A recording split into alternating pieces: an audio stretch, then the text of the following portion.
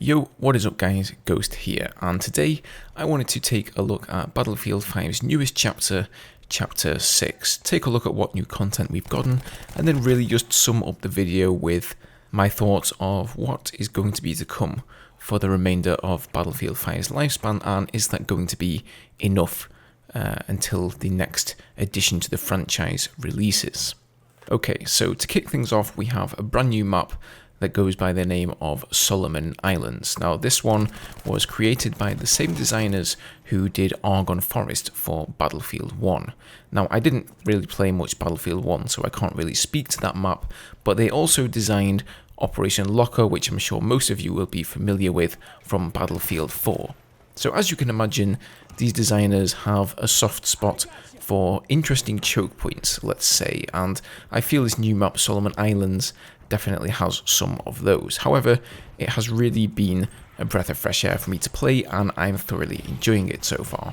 I have to say that Conquest for me is a little bit more enjoyable than Breakthrough. Basically, you have these different islands and they're surrounded by water, so you're really taking a risk when you traverse through that water as a soldier of actually getting spotted by the enemy and killed. Other than that, you have boats that you can use to traverse the water, and of course the amphibious tanks. This map also has a really strong jungle vibe, like the CTE community map that we got in Battlefield 4, and I would actually not be surprised at all to find out that the same designers maybe worked on that map too. So it's pretty symmetrical for Conquest. You've got A and B flag for one team, and then D and E flag for the other team, and then C right smack bang in the middle where everybody has to go past to get to the other side of the map. So C is the big choke point, it's the big hotspot, lots of wooden huts in the middle that can be destroyed by Panzerfaust and other explosives and what have you. Gun emplacements, and of course the entire thing is up on wooden stilts, so you're pretty much surrounded by water. You're going to have to get your toes wet if you want to go and take the C flag. However, alternatively, you can flank right around the C flag and around the sides of the enemy flags by taking the water route.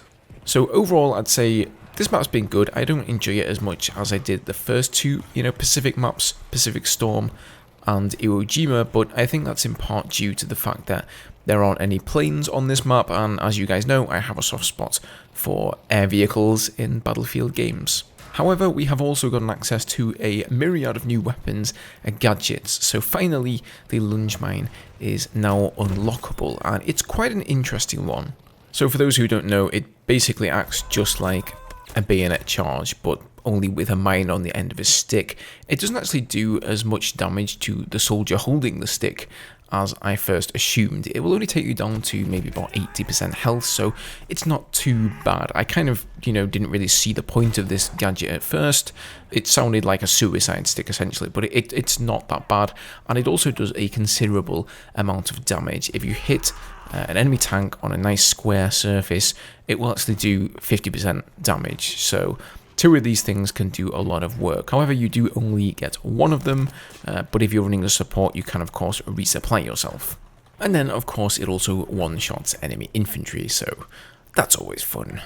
Now, in addition to the Lunge mine, we also have the new Bazooka, which will be available to the Assault class. Unfortunately, I haven't had the chance to unlock this yet, as it does come up quite late in the chapter unlock, so it's going to take some serious playing to actually unlock the thing, but I have seen some footage of people using it, and I think it actually does more damage generally than the Panzerfaust. Symanthic haven't yet uploaded any stats for it, so it'll be interesting to see there exactly how much damage it does do, but of course it seems to be a more accurate projectile weapon than the rudimentary Panzerfaust. I think you can probably liken it to a S'more from Battlefield 4 rather than an RPG. But rest assured, as soon as I have unlocked that one, I'll get some footage up for you guys. So there are also 3 new weapons in the game. Now, 2 of these, I think DICE actually made a bit of a blunder and they unlocked them for everybody from the start of the chapter, although they should have been unlockable partway through. I'm not sure if that was a blunder by them or it was intended, but either way, that makes me pretty happy. So first of all, we have the Model 37 shotgun for the support class. This thing is a bit of a beast. It's got a decent rate of fire coming in at 150, so it's one of the more fast firing shotguns. And I think once you've unlocked some of these specializations for it, it can be pretty powerful, as you guys will be able to see here in the background. It also seems to have the highest pellet damage out of any of the shotguns, with 11 damage up to around 6 meters or so and 32 pellets. So the only other shotgun that comes close is probably the M30 drilling, which of course only has 2 rounds before you have to reload. Now, an effective range of only 6 meters or so is not particularly long, but as I said before, you can extend this via some of the specializations. Next, we have the M2 Carbine for the Assault class, and this is undoubtedly the fastest firing weapon that the Assault class can get, coming in at 830 rounds per minute. So finally something that will be able to rival the Type 2A of the Medic class. I know a lot of people have been ranting about that weapon, saying it's just ridiculously OP. Now, the Type 2A up close does around 20 damage per shot, and it has a rate of fire of, I think it's 1030, whereas the M2 Carbine only does 17 damage per shot up close and only has a rate of fire of 830, so it definitely won't trump the Type 2A in super close range situations. But then when range gets really beyond 20 meters or so, that's when the M2 Carbine is going to do a little bit better, doing 12 damage per shot compared to the 9 damage per shot of the Type 2A. So a lot of people have been using this, working on unlocking their specializations, and so far it seems like a very good assault rifle. I know a lot of people rant and rave that every new weapon that comes out and is unlocked seems to be OP, you know, the new best weapon for the specific weapon set or kind of weapon. But the way things generally go in most shooters I've played is there are always a few weapons that are top pick in any category, and the rest of them just fall short. So when they make a new weapon, if they would make it lackluster, it would just fall by the wayside. Nobody would really bother sticking with it. So I suppose they have a choice of making something that's middle of the pack and nobody's ever going to use, or bringing out a weapon that's actually able to compete with the top dogs, which of course sometimes means that it becomes the top dog. And finally, we have the Type 11 LMG for the support class once again. It seems very similar to a lot of the other LMGs currently available to the support class, so it has the same damage model as several of them: 25 max damage, 13 minimum, 30 rounds in a magazine, 514 RPM, the exact same stats as, for example, the Bren gun, only the Bren gun has a 2.5 second reload, whereas the new Type 11 LMG has a 4-second reload. And as you can see on screen, visibility for this weapon is not particularly good, especially whilst ADSing. So I don't know, I haven't delved into the stats for this weapon too deeply yet. Maybe there's a hidden gem, it has super low recoil or spread or something like that, but who knows. So far I haven't seen too many people using it. It does take a little while to unlock though, so maybe that's part of the reason as well. So there you have it, guys. That is what is new in Battlefield 5 for Chapter 6. Now, the question remains, is this kind of content drop going to be enough for the future? As many of you will have heard by now, Battlefield will not be getting another iteration of the game until most likely late 2022, once the PlayStation 5 and the new Xbox have released. And since they gave us that news, Battlefield 5 content has been a little bit rocky. They hit us with the first Pacific content with Chapter 5, which was very well received and everybody loved it, but then they went and dropped a bomb with the TTK changes. You know, whenever I play Battlefield 5, I can't help but compare it to one of the better Battlefield games, in my opinion, and that's Battlefield 4. Now, Battlefield 4 was by no means one of the better Battlefield games when it released, far from it. It was a bit of a shambles, but over time, they took the time to improve the game, and now that it's at pretty much the end of its lifespan, you can see by the amount of players who are still playing it that it's actually in a pretty good condition. There are some issues. The AA tank, for example, is ridiculously OP, just off the top of my head, but generally speaking, you can hop on Battlefield 4 and have a pretty interesting and balanced experience. And that is because they iterated over the months and the years that the game was out to make it so, and a big part of that in my opinion, was the community test environment, or the CTE, which were a number of test servers that DICE threw up. So before they put any changes into the game, they would throw them up on the test servers, allow people to try them out, give feedback, and they could then decide whether they wanted to iterate on those changes and put them into the main game or not.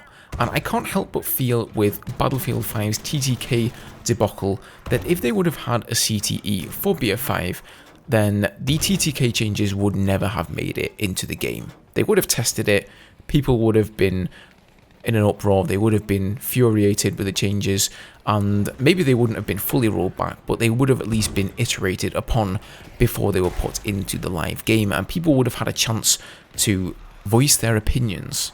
I think the CTE in Battlefield 4 was widely received as great. You know, the developers are finally talking back to the community and we can give our own thoughts. Now, there is, of course, the Game Changers, which I'm sure most of you will be familiar with.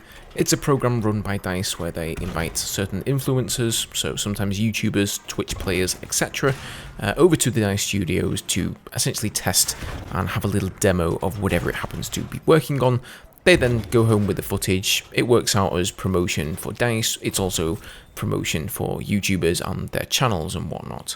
However, with the TTK changes, they didn't even bother to let any of those people test it. So there was no testing by any influencers and people who generally have a fondness for the game and have probably put hundreds or thousands of hours into Battlefield games over their careers. And there was also no community testing on any kind of test servers. It was only internally tested and then just dropped onto the main servers. And unfortunately, that managed to overshadow the success that Chapter 5 and the Pacific had originally obtained. Most people forgot about that and the interesting maps and the new weapons and gadgets and started concentrating on the TTK. Now, a few months later and a few tweaks later by DICE, I think people are starting to, you know, not completely forget, but if you look over on Reddit, they're not throwing a wobbler quite as much as they were before, and now we've gotten a second content drop and people are more focused on that. So I think if DICE don't mess up any more than they already have, then Battlefield 5 may end up turning into the kind of game that Battlefield 4 is at the moment, or hopefully even better. All in all, I'm sure DICE have everything planned out. You know, let's say the next game is releasing in 2022, let's say summertime, maybe just after summer, September. So they've got the rest of this year and around 1.5 years, sort of 18 months of content that they need to deliver for Battlefield 5. And I'm sure they have a roadmap all laid out, exactly what chapters are going to be and what they're going to be focusing on. And generally speaking, I'm sure they will all be similar sized chunks of content like we see with Chapter 6, you know, a new map or 1 or 2 new maps here and there, a couple of gadgets, a couple of weapons. But my question to you guys is that enough to keep you engaged? I suppose this is not dissimilar to the way Activision are doing things with the new Call of Duty. You know, they're bringing out a new battle pass every 3 months, which has, you know, new weapons, and then a drip feed of new maps and game modes and things like that along the way.